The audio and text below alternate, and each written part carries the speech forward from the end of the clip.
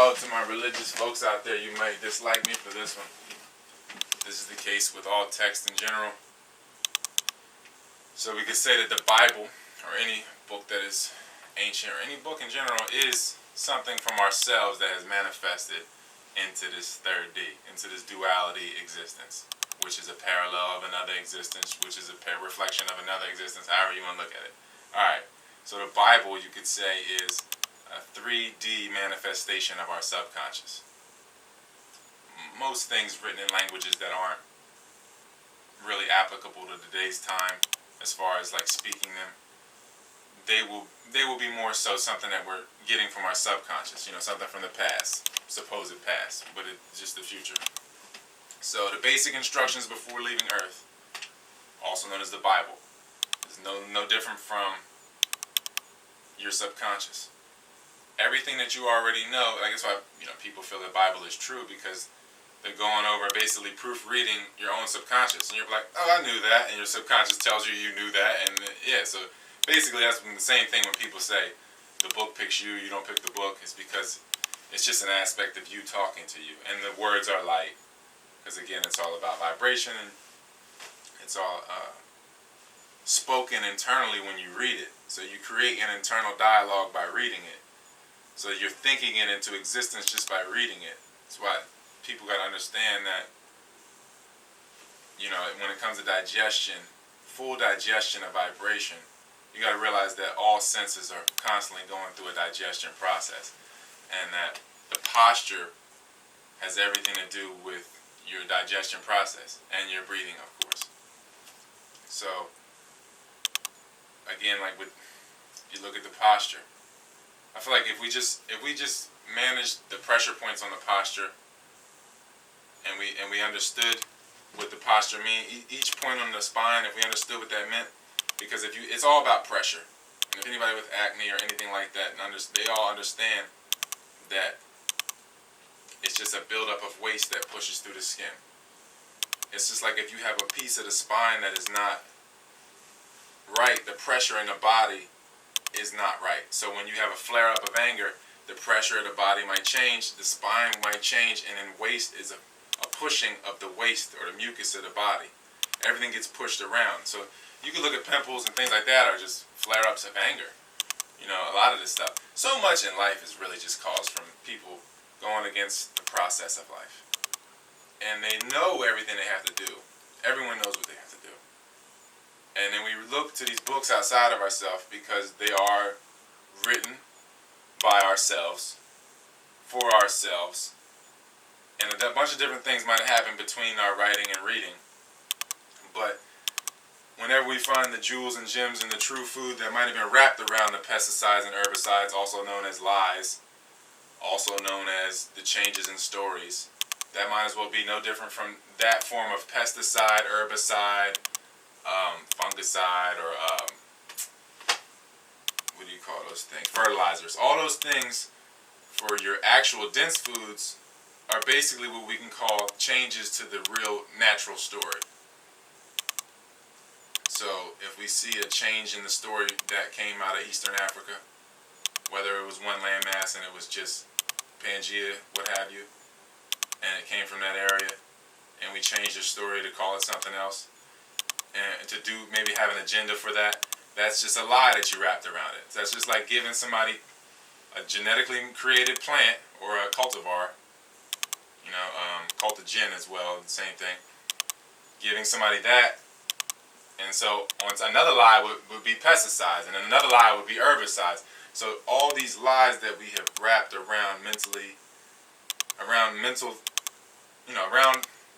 functions and emotional stimuli, all those lies that we've connected to those things manifest into the 3D, where we have these lies around the food. We have food as a lie in general. It's not nourishing. It's for entertainment and for emotion. So it's no different. It's really no different. You got to understand how things manifest into the 3rd D and beyond, or behind, however you want to look at it. But either way, it's all coming from a subtle or less dense physical realm and manifesting into a more dense physical realm, I guess you could call it. Realm. So there's no difference in the Bible there. really, or any holy book or anything supposedly ancient or Ankh-ent.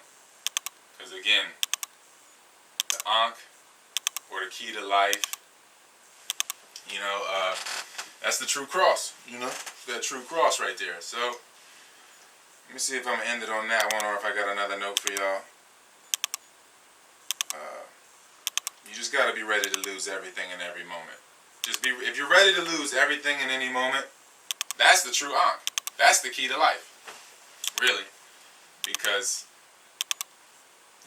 at that point, then you realize that the whole reality is created by you, and that this dense reality is pretty much just, anytime you wake up in this reality, is pretty much a back to start. You get back to the point where you were before you made a decision that led to your death, or led to the death of someone that led to your death. Because again, it's a chain of course. There's a chain of course with death, again, with windows of people being born and dying, and then when you re-arrive, we all come in around, in windows. So again, that's how, somebody, you got to really evaluate who you've had sex with, because you created ripples with all those people into the other parallel realities, or the other less dense realms, or other whatever, however, what have you. And they can, all those less dense reality, they can push themselves into this reality from the other ones, whether they remember it or not. So, or whether you allow them to or not through circumcision and vaccines. You're making people forget shit because you don't want to be reminded. So, you might re-arrive. Your best friend was your lover in a last life, because we're all just the Elohim in different variations. We're all just a vibration or a voice that turns to a bigger cluster as a human body. So, it's a different variation of the Elohim, or the male-female. So, instead of looking at the body as what you are, and it's just a ratio of the Elohim, you could look at everyone as being just different entities that inhabit these houses, or Elohims, whatever, however you want to look at it. So, your best friend might have been your lover, and then you just got to look at all the different people that are close to you now, whether they're friends or family. Then you got to look at all the people that you've had sex with, and all the ripples that you might have created off of that, and realize that the people that are older than you, that might be close to you, are probably your children from the people that you've had sex with in the supposed now or 10 years. It's because you don't understand that the ripples, time is not a factor in this situation. That's the thing. We're dealing with quantum physics here. We're in quantum trajectories, also known as cum shots. So, all the people that are close to you, that have a certain proximity to you, or just a certain resonance with you. Look at the last names. The last names tell you a lot. Slavery, that's one of, I guess, the things that could help us now from slavery at this point, even though it's a shame. Slavery hasn't ended, though, of course. But,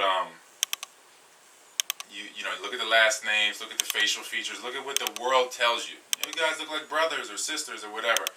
And then look at your relationship, if you're motherly to them, if you're brotherly to whatever, and then you got to look at who you've had sexual affairs with, and that will tell you who's who in your family, and that'll tell you which tribe each person comes from, just because the features will all tell you, and that'll tell you your makeup, because everyone else lets you know what you aren't, and you let them know what they aren't, so we know what we are. So if you can follow me that far, then you can find out who the tribes are. These astrological tribes known as the tribes of Israel, or whatever, what have you. And you can really understand the Bible or the Torah. And for all these so-called Jews, anybody that knows about Jehovah knows how it's IHVH. There's no J in the Hebrew alphabet. So, when we look at these supposed Jews now, we got to look at the Talmud. The Talmudic Jews, that's a whole nother section of something all else, and people need to research that if they want to look into something that might not make them feel pleasant.